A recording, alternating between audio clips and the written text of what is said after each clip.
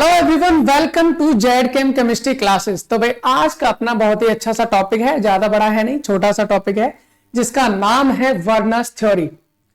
Werner's theory of coordination compound. भाई इस वक्त आपको बताता है, वैसे तो कोई भी देख सकता है, चाहे आप क्लास 12th वाले हो, चाहे आप ग्रेजुएशन में हो, चाहे एमएससी में हो, चाहे आईआईटी जेई की प्रिपरेशन कर रहे हो, या नीट की प्रिपरेशन कर रहे हो, या फिर आईआईटी जेएम की प्रिपरेशन कर रहे हो। लेकिन फिर भी हम स्पेशल जो बैच इस वक्त पढ़ रहे हैं वो है हमारा किसके लिए भी, बीएससी थर्ड सेमेस्टर केमिस्ट्री के लिए, है ना, बीएससी थर्ड सेम केमिस्ट्री की। और उसकी यूनिट नंबर कौन सी है भाई, 6 है, जिसमें हम पढ़ रहे हैं कोऑर्डिनेशन केमिस्ट्री। आपको बता दें इसका लेक्चर नंबर 10 है। भाई लेक्चर नंबर कौन सा है, 10, क्योंकि इससे पहले सर 9 लेक्चर्स हो चुके हैं। इससे पहले हमारे पास हो चुके हैं 9 लेक्चर्स। और आपको बता दें इनमें क्या क्या चीज हम पढ़ चुके हैं भाई। एडिशनल कंपाउंड पढ़ चुके हैं, डबल सॉल्ट क्या होता है, कोऑर्डिनेशन कंपाउंड क्या होता है, सेंट्रल मेटल एटम क्या होता है, लिगेंड्स क्या होते हैं, लिगेंड्स के टाइप क्या होते हैं, ऑक्सीडेशन स्टेट क्या होती है, कोऑर्डिनेशन नंबर क्या होता है, किसी भी कोऑर्डिनेशन कंपाउंड का आईयूपीएसी नेम हम कैसे लिखेंगे, अगर आपका आईयूपीएसी नेम दे रखा है तो उससे हम फॉर्मूला कैसे लिखेंगे ये भी जान चुके हैं। सर आइसोमेरिज्म को भी जाना था, स्ट्रक्चरल आइसोमेरिज्म क्या होती है, स्टीरियो आइसोमेरिज्म क्या होती है, उसमें हमारी ज्योमेट्रिकल आइसोमेरिज्म क्या होती है, ऑप्टिकल आइसोमेरिज्म क्या होती है, ये सारा टॉपिक हम खत्म कर चुके हैं। फिलहाल जो हम करने वाले हैं ये हमारा इस यूनिट का लास्ट टॉपिक है, जिसका नाम है वर्नर्स कोऑर्डिनेशन थ्योरी। इस यूनिट का लास्ट है, कोऑर्डिनेशन का लास्ट नहीं है, क्योंकि इससे आने वाली जो अगली यूनिट है, यूनिट नंबर 7, जो इसके बाद अभी 6 है ना, ये 7 यूनिट में भी हम कोऑर्डिनेशन केमिस्ट्री ही पढ़ेंगे, लेकिन उसके टॉपिक्स अलग अलग है। इस यूनिट में केवल इतने टॉपिक्स थे, तो हम आज का इस यूनिट का लास्ट टॉपिक है जिसको हम स्टार्ट करने वाले हैं, और उसका नाम है भाई क्या, उसका नाम है सर हमारे पास वर्नर्स थ्योरी। क्या नाम है, Werner's theory of coordination compound या कोऑर्डिनेशन कॉम्प्लेक्सेस, कुछ भी बोल सकते हैं। चलिए सर स्टार्ट करते हैं कि हमारा वर्नर्स थ्योरी एक्चुअल में क्या होती है। हम स्टार्ट करते हैं इसमें, वर्नर्स थ्योरी एक्चुअल में क्या होती है। चलिए पहली बात, वर्नर्स थ्योरी को किसने दिया था और कब दिया था, छोटी सी सिंपल सी चीजें हैं, उन्हें हम जान लेते हैं पहले। भाई वर्नर्स थ्योरी को हम लिख सकते हैं was given by allowed Werner. ये अलॉर्ड वर्नर ने दी थी ये थ्योरी इन 1893। भाई 1893 में दी थी।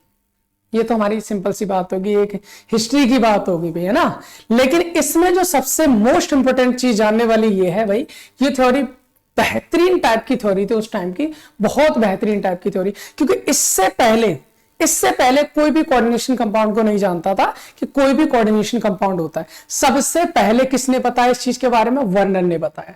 ये वर्नर हमारे पहले इनऑर्गेनिक ऐसे साइंटिस्ट थे, यानी इनऑर्गेनिक केमिस्ट्री के पहले ऐसे साइंटिस्ट थे जिनको नोबेल प्राइज मिला था। ये आपको पता होना चाहिए। यानी Werner was the first inorganic, भाई किसमें, इनऑर्गेनिक में, केमिस्ट्री की नहीं बात करें हम, कह रहे हैं इनऑर्गेनिक केमिस्ट्री में ना, first inorganic chemist who awarded with Nobel Prize। भाई ये पहले ऐसे साइंटिस्ट थे जिनको भाई इस काम के लिए, कोऑर्डिनेशन कंपाउंड की रिसर्च के लिए इनको नोबेल प्राइज मिला था, और इनऑर्गेनिक केमिस्ट्री के पहले ऐसे साइंटिस्ट थे जिनको इनऑर्गेनिक केमिस्ट्री में नोबेल प्राइज मिला था। ये चीज जानने वाली थी, इसलिए हमने जान ली। अब हम बात आते हैं कहां पर, वर्नर्स ने एक्चुअल में अपनी थ्योरी में बोला क्या भाई। वर्नर्स ने हमेशा बहुत ज्यादा बातें नहीं बोली थी। वर्नर्स ने एक चीज कही थी, क्या कही थी सर, कोई भी हमारा कंपाउंड हो, कोई भी हमारा कॉम्प्लेक्स कंपाउंड हो, उसमें जो सेंट्रल मेटल एटम होता है, यानी जो मेटल एटम है, वो एक्चुअल में 2 टाइप की वैलेंसी शो करता है। कितने टाइप की करेगा, 2 टाइप की। तो यहां पर हम लिख सकते हैं metal source 2 type of balances. ये किसने कहा था भाई, ये कहा था सर वर्नर ने कहा था कि जो भी हमारे पास मेटल एटम होता है इस टाइप के कॉम्प्लेक्सेस में, वो हमारी 2 टाइप की वैलेंसी शो करता है। एक्चुअल में क्या बताता भाई, ये तो हमने बताया नहीं। ये एक्चुअल में बताता क्या है हमारा Werner's theory tells about the structure and formation of क्या, कोऑर्डिनेशन कंपाउंड। ये जो पॉइंट है ये जानना बहुत जरूरी था। एक्चुअल में देखो रिदम से हमने बोल दिया, वर्नर ने इसको 1893 में दिया था, उसके लिए इन्हें नोबेल प्राइज मिला। इन्होंने एक्चुअल में इस पूरी थ्योरी के अंदर किसी भी कोऑर्डिनेशन कंपाउंड का फॉर्मेशन कैसे होता है और उनका स्ट्रक्चर क्या होता है इस चीज के बारे में बताया। अगली बात, उन्होंने जो अपनी थ्योरी में मोस्ट इंपोर्टेंट चीज जो कही थी वो हमारे पास ये कही थी। क्या कहा था भाई? इन्होंने कहा था कि कोई भी मेटल है एक्चुअल में वो दो टाइप की वैलेंसीज को शो करेगा। कितने टाइप की वैलेंसीज शो करेगा? दो। सर उन दोनों वैलेंसीज का एक्चुअल में नाम बता दीजिए, कौन कौन सी वैलेंसी शो करेगा? भाई ये दो वैलेंसी जो होती हैं वो एक होती है हमारे पास प्राइमरी वैलेंसी और दूसरे टाइप की जो वैलेंसी है दैट इज सेकेंडरी वैलेंसी। दूसरी क्या होती है हमारे पास? Secondary valency.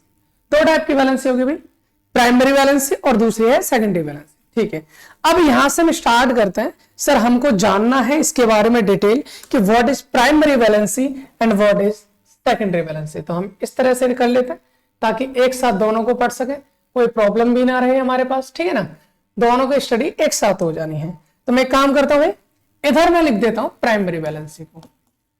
Primary valency actual में क्या होती है ना, और इस साइड हम लिख देंगे सेकेंडरी वैलेंसी, यानी कि सेकेंडरी वैलेंसी एक्चुअल में क्या होती है और कौन पूरा करता भी। ठीक है, चलिए प्राइमरी वैलेंसी एक्चुअल में वर्नर ने किस चीज को कहा था भाई? वर्नर के अनुसार जो प्राइमरी वैलेंसी एक्चुअल में थी ना भाई, वो आज के टाइम में ऑक्सीडेशन स्टेट के नाम से जानी जाती है। किसके नाम से जानी जाती है? Oxidation state. आपको हमने ऑक्सीडेशन स्टेट पढ़ा है नहीं पढ़ा है? बिल्कुल पढ़ा है सर। जो ऑक्सीडेशन स्टेट है एक्चुअली उसको कहा जाता है क्या? Primary valency. सर यहां अगर सेकेंडरी वैलेंसी की बात करें तो सेकेंडरी वैलेंसी क्या होगी सर? सेकेंडरी वैलेंसी एक्चुअल में होता है coordination number. Secondary valency actual में क्या होता है भाई? Coordination number. ये बहुत इंपॉर्टेंट चीज बात है, ये बहुत इंपॉर्टेंट चीज है, आपको याद रखना है। प्राइमरी वैलेंसी होती है ऑक्सीडेशन स्टेट और सेकेंडरी वैलेंसी होती है हमारी कोऑर्डिनेशन नंबर। पहली चीज समझ में आ गई? ठीक है।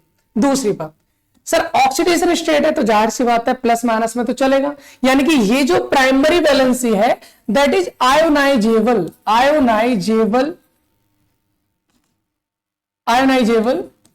वैलेंसी। ये कैसी होती है हमारे पास? आयोनाइजेबल वैलेंसी होती है। सर अगर इसकी बात करें नॉन आयोनाइजेबल, यहां पर लिख दीजिए ये हमारी नॉन आयोनाइजेबल है। यहां से आयंस की बात हम बिल्कुल भी नहीं करेंगे, यहां से आयंस की बात हम बिल्कुल भी नहीं करेंगे। ठीक है सर, ये आयोनाइजेबल हो गई, ये हमारी नॉन आयोनाइजेबल।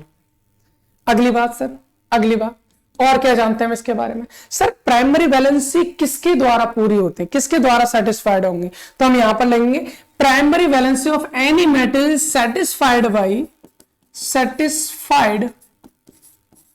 Bye anions. किसके द्वारा होगी भाई? अनायंस। मतलब ऋणायनों के द्वारा इसकी जो वैलेंसी है वो सेटिस्फाइड होती है। अगर हम सेकेंडरी वैलेंसी की बात करेंगे तो by anions as well as neutral molecules. Sir जो सेकेंडरी वैलेंसी है वो एनायंस के द्वारा भी पूरी हो सकती है और न्यूट्रल मॉलिक्यूल्स के द्वारा भी पूरी हो सकते हैं। एक्चुअल में लिगेंड्स जिन्हें कहा जाता है। आपको इतना तो पता होगा, ये आपकी कोऑर्डिनेशन नंबर क्या है बस वो ध्यान में रखिए ना, ऑक्सीडेशन स्टेट क्या है बस वो ध्यान में रखिए, बाकी कोई प्रॉब्लम है नहीं। चलिए फिर आगे बात कर लेते हैं भाई। पहली चीज क्या होगी? ऑक्सीडेशन स्टेट प्राइमरी वैलेंसी होती है तो ये हमारी कोऑर्डिनेशन नंबर होता है। ये आयनाइजेबल होती है, वो नॉन आयनाइजेबल होती है। ये हमारी सेटिस्फाइड बाय एनायंस, ये एनायन और न्यूट्रल मॉलिक्यूल दोनों से सेटिस्फाइड होती है। अगली बात सर, जो प्राइमरी वैलेंसी है, जो प्राइमरी वैलेंसी मतलब जो एनायन है, ये कोऑर्डिनेशन स्फीयर के अंदर भी रहते हैं और कोऑर्डिनेशन स्फीयर के बाहर भी हो सकते हैं, है ना। तो मे भी कहां हो सकते हैं भाई? मे भी इनसाइड भाई अंदर भी हो सकते हैं और आउटसाइड साइड और बोथ। मतलब ये है सर, जो प्राइमरी वैलेंसी है वो अंदर, मतलब जो मॉलिक्यूल होता है, कोऑर्डिनेशन स्फीयर होता है, उसके अंदर भी हो सकता है, उसके बाहर भी हो सकता है, या फिर दोनों जगह हो सकते हैं। ठीक है सर, अब इन सभी पॉइंट्स को समझेंगे हम आगे, अभी सभी पॉइंट्स को समझेंगे एग्जांपल के साथ। आगे अगर यहां की बात करें भाई, सेकेंडरी वैलेंसी ऑलवेज इनसाइड, कहां होंगे? Inside the coordination sphere. Coordination sphere, ये हमेशा कोऑर्डिनेशन स्फीयर के अंदर ही होती है। क्या? Secondary valency. आई होप इतनी बात आपको समझ में आ रही होगी। अब एक और चीज, primary valency always non directional. ये पता है मैं इतने सारे पॉइंट क्यों करा रहा हूं भाई? इतने सारे पॉइंट इसलिए करा जा रहे हैं क्योंकि जब ऑब्जेक्टिव एग्जाम्स होते हैं तो आपको अपनी मर्जी से तो लिखना होता नहीं भाई, जो पूछेगा वही बताना होता ना, और वो कुछ भी पूछ सकता है, तो हर एक चीज जो पूछे जाने वाली वो सारी चीज मैं यहां पर करा रहा हूं आपको, ठीक है ना। तो यहां पर क्या होगा भाई, जो प्राइमरी वैलेंसी है वो नॉन डायरेक्शनल होती है, यानी कि प्राइमरी वैलेंसी की कोई डायरेक्शन नहीं है, किधर होगा किधर नहीं होगा। लेकिन हाँ, सेकेंडरी वैलेंसी जो होती है दैट बिकम डायरेक्शनल, ये हमारी डायरेक्शनल होती है। और भाई अगर डायरेक्शन लेस है, कोई दिशा नहीं है, तो ये आपकी ज्योमेट्री को डिफाइन नहीं करेगा। हम लिखेंगे not define geometry.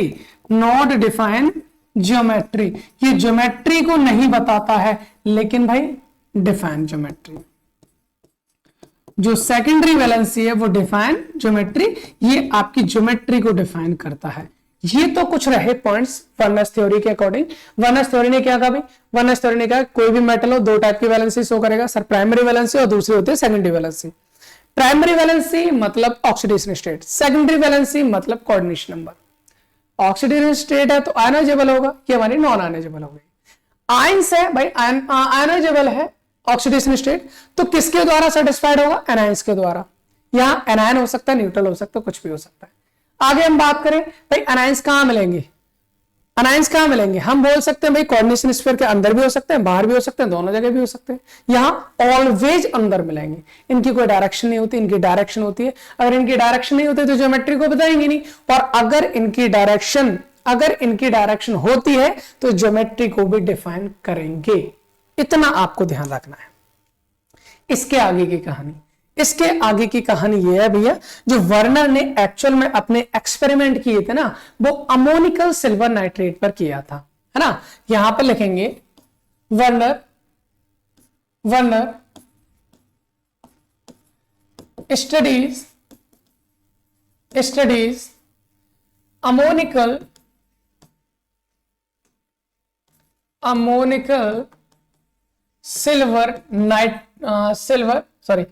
Silver nitrate नहीं, गलती बोल दिया, cobalt chloride ammoniacal cobalt chloride पर इन्होंने क्या किया था भाई? स्टडी की थी। और उन्होंने कुछ टाइप के कंपाउंड्स लिए थे, वो कौन कौन से लिए थे वो मैं बता देता हूं आपको। इन्होंने कुछ कंपाउंड लिए थे, जैसे 4 कंपाउंड। पहला था COCl3, इसके साथ हमारे 6 अमोनिया के मॉलिक्यूल जुड़े थे। दूसरा कंपाउंड था COCl2 और इसके साथ 5 अमोनिया के कंपाउंड जुड़े थे, मतलब मॉलिक्यूल जुड़े थे। तीसरा हमारा था COCl, एक मिनट, ये क्या कर दिया मैंने, एक्चुअल में यहां पर भी 3 है। COCl3 6NH3, COCl3 5NH3, COCl3 4NH3, ठीक है। और एक हमारा था COCl3 3NH3। भाई आप एक चीज को ध्यान रखना, एक्चुअल में कोबाल्ट क्लोराइड तो है, अमोनिकल का मतलब है इसमें अमोनिया मिक्स रहेगी। भाई उन्होंने 4 टाइप के कंपाउंड ले लिए। कौन कौन से ले लिए सर? एक तो कोबाल्ट क्लोराइड के साथ में 6 अमोनिया के मॉलिक्यूल जुड़े थे, दूसरे 5 जुड़े थे, तीसरे में 4 जुड़े थे, चौथे में 3 जुड़े थे। अब प्रॉब्लम ये थी, जब तक वर्नस थ्योरी नहीं थी, कोऑर्डिनेशन कंपाउंड के बारे में कोई जानता नहीं था, ना इनका स्ट्रक्चर पता था, ना कुछ पता था। उनको ये पता भाई कोबाल्ट पे +3 है तो 3 Cl- इससे जुड़े हैं, पर ये NH3 कैसे जुड़े हुए हैं इसके बारे में कोई नहीं जानता था। हमेशा प्रॉब्लम ये रही सर, NH3 इनके साथ जुड़ कैसे रहे, क्या कारण है, किस बॉन्ड से जुड़ रहे हैं, किसी को नहीं पता था। तो इस चीज को एक्सप्लेन किया था वर्नर ने क्या कहा सर? वर्नर ने कहा, मैं बताता हूं आपको।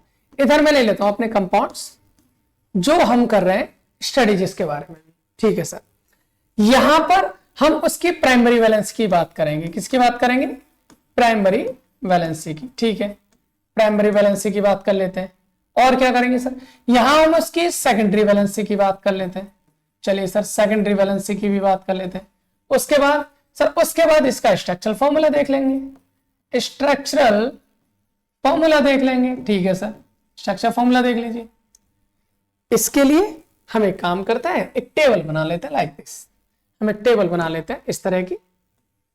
हमने एक टेबल ले ली है, इसमें कोई प्रॉब्लम नहीं होनी चाहिए किसी को भी। ठीक है भैया, नहीं है ना? नहीं, हमने एक टेबल ले ली इस तरह की, इसमें कोई दिक्कत नहीं है। एक यहां पर ले लीजिए, एक यहां ले लीजिए। क्या कर रहा है भाई?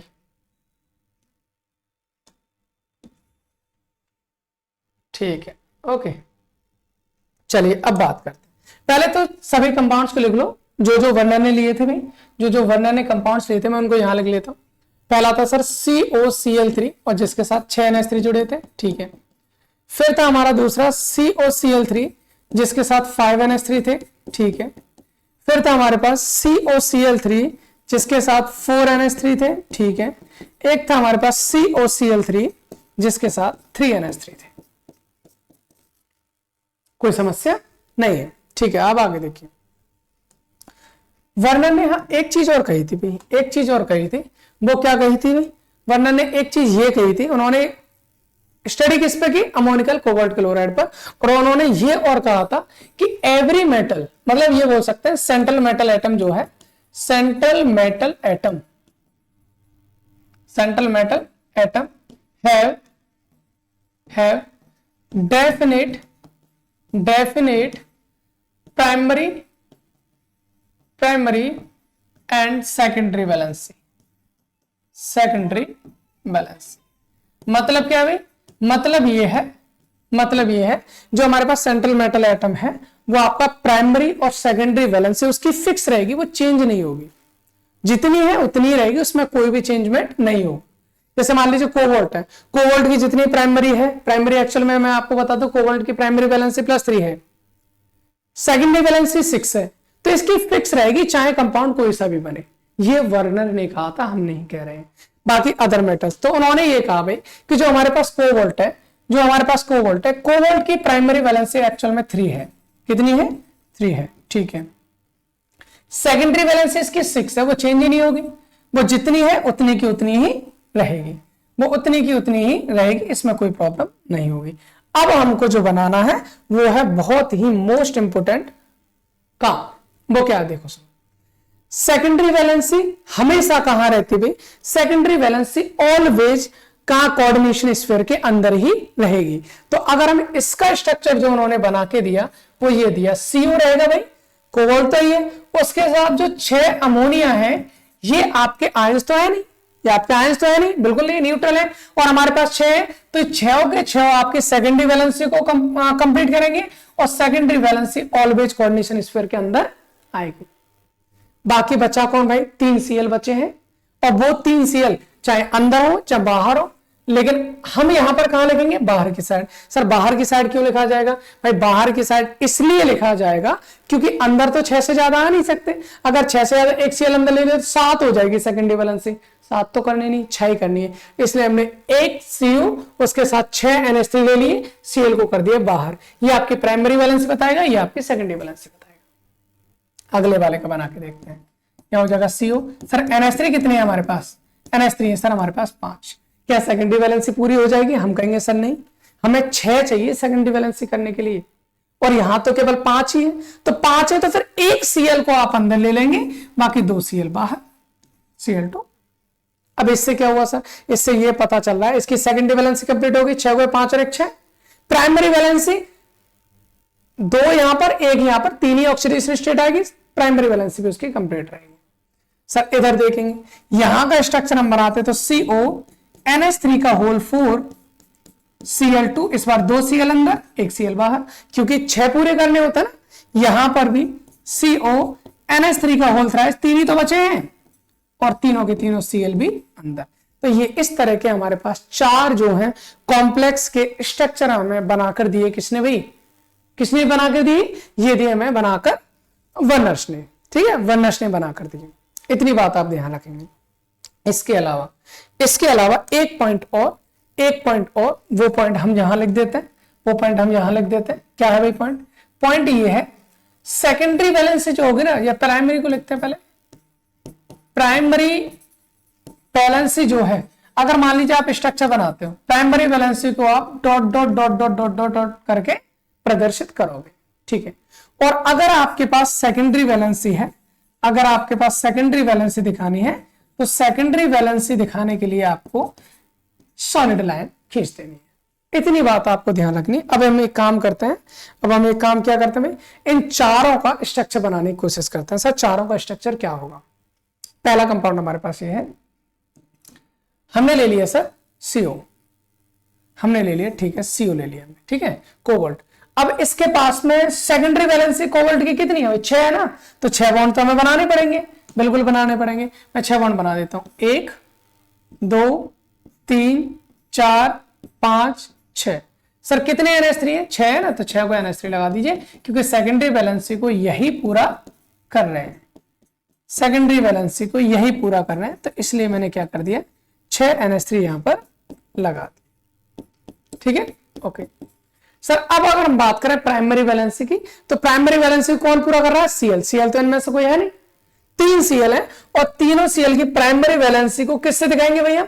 प्राइमरी वैलेंसी को हम बताया क्या, डॉट डॉट डॉट से दिखाएंगे। तो जैसे मान लीजिए एक Cl हमने इधर लगाएंगे, हम एक यहां पर, दूसरा इधर कर दीजिए, तीसरा इधर कर दीजिए, मान लीजिए, है ना। तो यहां पर क्या आ जाएंगे भाई? 3 हमारे Cl आइटम आ जाएंगे, या फिर इसी कलर से लिख देते हैं, 3 Cl आइटम, एक Cl यहां, दूसरा यहां, तीसरा यहां। ये बन गया हमारा एक कॉम्प्लेक्स कंपाउंड का स्ट्रक्चर, जो पहले वाला है। क्या किया भाई मैंने? जो मेरे पास सेकेंडरी वैलेंसी थी उनको सॉलिड लाइन से दिखाया है, जो मेरे पास प्राइमरी वैलेंसी थी उसको मैंने डॉट डॉट डॉट करके दिखाया, ठीक है ना। इतनी बात समझ में आ रही होगी, इसमें कोई प्रॉब्लम नहीं है। सर अगले वाले का बनाना, अगले वाला का ऐसे बनाएंगे, हमारे पास कोबाल्ट है, ठीक है, कोबाल्ट है, तो सर सेकेंडरी वैलेंसी हमारे पास 6 बनानी है, 1 2 3 4 5 6। सर NH3 कितने? 5 है हमारे पास NH3, लिख दो पहले, 1 2 3 4 5। सर एक सेकेंडरी वैलेंसी किससे पूरी हो रही है? Cl से, Cl लिख दिया।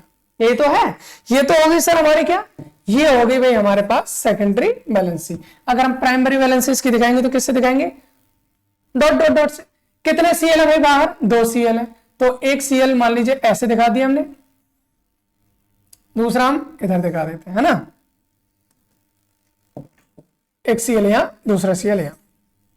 अब तीसरी जो सेकेंडरी वैलेंसी हम दिखाएंगे, तीसरी जो सेकेंडरी वैलेंसी वो कौन दिखाएगा भाई? सॉरी, तीसरी जो प्राइमरी वैलेंसी वो ये वाला Cl दिखाएगा ना जो अंदर है, और वो पहले से सेकेंडरी वैलेंसी भी दिखा रहा है। मतलब ये जो Cl है वो सेकेंडरी वैलेंसी को भी और प्राइमरी वैलेंसी दोनों को सेटिस्फाइड करेगा। तो हमें तीसरी वैलेंसी दिखाने के लिए यहां पर डॉट डॉट डॉट इस तरह से लगा देने, यहां पर लगा देने, ताकि हमें तीनों टाइप की वैलेंसी आपको देखने को मिल जाए। इसी तरह से बाकी दो के स्ट्रक्चर मैंने इधर बना रखे, ये आपको समझ में आ जाएंगे। भाई कोबाल्ट है, 4 NH3 में ले लिए, 1 2 3 4, 2 Cl हमारे सेकेंडरी वैलेंसी और प्राइमरी वैलेंसी दोनों को पूरा कर रहा है, एक हमारी केवल प्राइमरी को। इस वाले केस में तीनों Cl सेकेंडरी वैलेंसी भी प्राइमरी वैलेंसी को भी शो कर रहे हैं। तो आई होप इतनी बात आपको समझ में आ गई होगी कि कोऑर्डिनेशन थ्योरी क्या होती है, और कोऑर्डिनेशन थ्योरी एक्चुअल में क्या होती है, कौन कौन दिखाता है, कितने टाइप की वैलेंसीज होती है, पूरा कर लिया। चाहे आपका थ्योरेटिकल बेस हो, चाहे आपका ऑब्जेक्टिव क्वेश्चन आए, सब कुछ वहां से कर सकते हैं। अब हमें एक चीज और जाननी है, और वो चीज हमारी है experimental verification of Werner's theory. Sir Werner ने तो थ्योरी दे दी, लेकिन उसके बाद में कुछ चीजें आई निकल के। क्या कहा भाई, वर्नर आपने जो थ्योरी दी है वो सही है या नहीं है, कम से कम ये भी तो चेक करना पड़ेगा। आपने तो बोल दिया ठीक है, हमें कैसे पता चला कि वो सही है या गलत है? उसके लिए फिर आया हमारे पास बहुत सारे मेथड। पहला मेथड था उनमें से कंडक्टेंस, पहला मेथड था कंडक्टेंस। और हमको पता है, तो पहले वर्नर के बाद बात करते हैं अकॉर्डिंग टू वर्नर। चलो पहले देख लेते हैं इसके अकॉर्डिंग। हम बात करें यहां पर कंडक्टेंस की, तो विनो क्या होता है? Higher the number of ions greater the number of ions, ऐसे लिख देते चलो, greater the number of ions, the number of ions greater will be the conductance.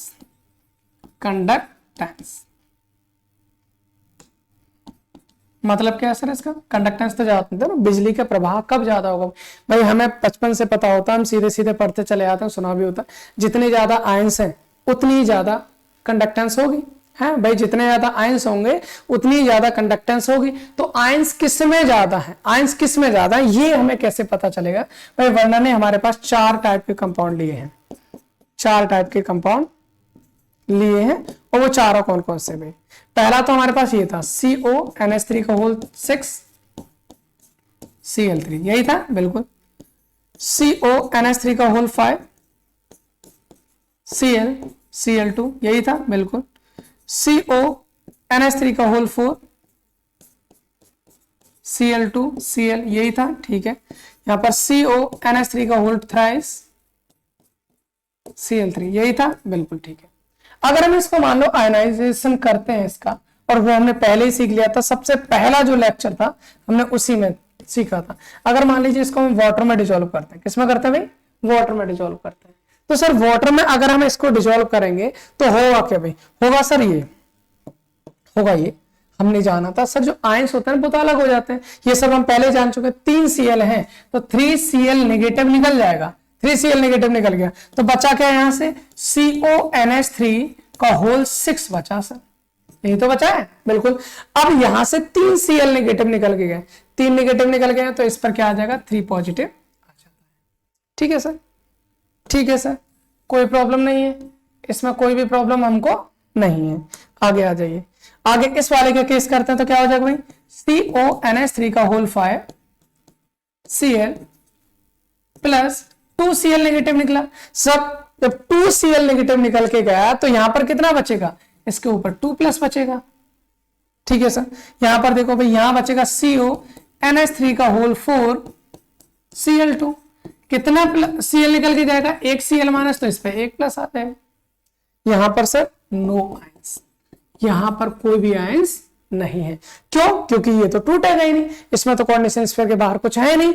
अगर यहां हम बात करें, अगर यहां हम बात करें टोटल आयंस, टोटल आयंस कितने हैं सर? 3 Cl माइनस है, एक पूरा का पूरा कॉम्प्लेक्स आयन है, 1 और 3 कितने होगा? 4 आयंस यहां बनने सर, 2 और 1 3 आयंस यहां बनने सर, 1 और 1 2 आयंस यहां बनने सर, यहां तक कोई आयंस ही नहीं है, यहां पर कोई भी आयंस ही नहीं है। तो वर्नर ने एक्चुअल में, अगर हम बताएं आपको, वर्नर के अकॉर्डिंग सबसे ज्यादा कंडक्टेंस पहले वाले मॉलिक्यूल की थी, उसके बाद दूसरे वाले की थी, इसके बाद तीसरे वाले की थी, इसके बाद चौथे वाले की थी। यहां लिख देते हैं चलो, according to Werner, according to Werner, according to Werner क्या था भाई? सबसे ज्यादा कंडक्टेंस पहले की, फिर दूसरे की, फिर तीसरे की, और फिर चौथे की। This is the manner of conductance. अगर हम इसको यहां पर देखें तो हमारे अकॉर्डिंग ये होता है भाई, जितने ज्यादा नंबर ऑफ आयंस होंगे उतना ही ज्यादा क्या होगा? हमारी कंडक्टेंस होगी। तो जब हमने इनको आयनाइज किया तो हमारे पास ये सब आयंस मिले, ये सब आयंस मिले, तो मतलब इसकी कंडक्टेंस सबसे ज्यादा होनी चाहिए, यही वर्नर ने बताया था। अगर हम इसको एक्सपेरिमेंटली लैब में इसको प्रूव करके देखें तो यही और सही आंसर इसका मिलता है, बिल्कुल यही होता है। तो यहां से ये प्रूव हो जाता है कि वर्नर ने जो कहा था वो सही कहा था, वर्नर ने जो कहा था वो सही कहा था। इसके साथ अगला मेथड हमारा होता है प्रेसिपिटेशन मेथड। चलिए प्रेसिपिटेशन मेथड को भी समझ लेते हैं क्या होता है भाई। प्रेसिपिटेशन मेथड में भी हमारे पास वही कंडीशन है। तो मैं एक काम कर रहा हूं भाई, मैं बार बार लिख नहीं रहा हूं, इसको आप समझ लेना। 1 2 3 का मतलब है यही, ये कौन सा वाला भाई? ये पहला वाला मॉलिक्यूल 1 2 3 4, इनको मैं लिख नहीं रहा हूं, है ना, डायरेक्ट बोल देता हूं। जो पहला वाला मॉलिक्यूल है, अगर मैं उसकी रिएक्शन करा दूं AgNO3 से, किसके साथ कराऊं? AgNO3। इसकी भी करा दो AgNO3 से, इसकी भी करा दो AgNO3 से, और इसकी भी करा दो AgNO3 से। सर AgNO3 का मतलब क्या है? Ag एक्चुअल में Cl के साथ मिलकर AgCl बनाता है। क्या बनाएगा? AgCl बनाएगा। सर अगर हम यहां पर देखें इसके पास में कितने Cl है बाहर? 3 है। तो अगर मैं इसकी रिएक्शन AgNO3 से कराऊंगा तो 3 Ag 3 Cl को लेकर 3 AgCl बनाएंगे। यहां से कितने लिख लेंगे? 2। यहां से कितने लिख लेगा? 1। यहां तो है ही नहीं Cl बाहर। तो मतलब कहने का ये है भाई, अगर यहां से आप प्रेसिपिटेशन करते हो तो पहले वाले से आपको 3 AgCl मिलेंगे, यहां से आपको 2 AgCl मिलेंगे, यहां से आपको 1 AgCl मिलेगा और यहां पर कोई भी AgCl नहीं मिलेगा। कहने का मतलब है वर्नर के द्वारा लिए गए चारों कंपाउंड्स को हमने लिया, चारों को एक एक टेस्ट ट्यूब में भर दिया, उसमें हमने AgNO3 डाला। AgNO3 डालते ही उसमें हो जाती है एक रिएक्शन, और रिएक्शन होते ही उसमें प्रेसिपिटेट जमा होना स्टार्ट हो जाता है, जिसको हम हिंदी में अवक्षेप बोलते हैं। मतलब एक सफेद कलर का, व्हाइट कलर का हमारा क्या हम बोल सकते हैं दही सा जम जाता है उसमें ना, तो प्रेसिपिटेट आना स्टार्ट हो जाता है। तो वो प्रेसिपिटेट जब हम देखते हैं तो पहले वाला जो कंपाउंड है उसमें सबसे ज्यादा मिलता है, दूसरे में कम, तीसरे में कम, चौथे में तो है ही नहीं। तो वही कंडीशन है, पहले वाले में ज्यादा इसलिए मिलता है क्योंकि उसमें 3 AgCl मिलता है, दूसरे से 2 मिलता है, तीसरे से 1 मिलता है, चौथे में मिलता ही नहीं है। इतनी बात आपको समझ में आ गई। ये हम एक्सपेरिमेंट से भी देखते हैं और वर्नर ने जो कहा था वो भी फिक्स होता है, इसलिए यहां से भी हम बोल सकते हैं Werner was the right, Werner सही थे, वर्नर ने सही कहा था। तो इनका सेकंड एक्सपेरिमेंटल मेथड होता है। तीसरा हमारे पास होता है क्रायोस्कोपिक मेथड। तो क्रायोस्कोपिक मेथड में कुछ ज्यादा नहीं, यहां पर एक्चुअल में हम डिप्रेशन इन फ्रीजिंग पॉइंट देखते हैं। क्या देखते हैं? Depression in freezing point. और ये आपने क्लास 12 में पढ़ा होगा, डिप्रेशन इन फ्रीजिंग पॉइंट हिमांक का अवनमन कहते हैं हिंदी में। Depression in freezing point actual में प्रोपोर्शनल होता है नंबर ऑफ आयंस के। नंबर ऑफ आयंस बोल दो या पार्टिसिपेंट बोल दो, जो भी है। तो ये हमारे इसके क्या होता है? प्रोपोर्शनल होता है। तो आप इतनी बात समझ में आ गई होगी आपको। क्या आ गई होगी भाई? जब आयंस जितने ज्यादा होंगे डिप्रेशन फ्रीजिंग पॉइंट उतना ही ज्यादा होगा। तो हमारे पास सबसे ज्यादा आयंस किसमें होते हैं? 1 में, फिर 2 में, फिर 3 में, फिर 4 में। तो डिप्रेशन फ्रीजिंग पॉइंट का ऑर्डर हमारे पास ये हो जाएगा, और एक्सपेरिमेंटली भी यही देखा जाता है। तो भाई यहां पर हम बोल सकते हैं सर हमारे पास क्या? सर हमारे पास BSc 3rd semester chemistry unit number 6 हो चुकी है समाप्त। लेकिन अगली यूनिट जो यूनिट नंबर 7 है उसमें भी हमें क्या पढ़ना भाई?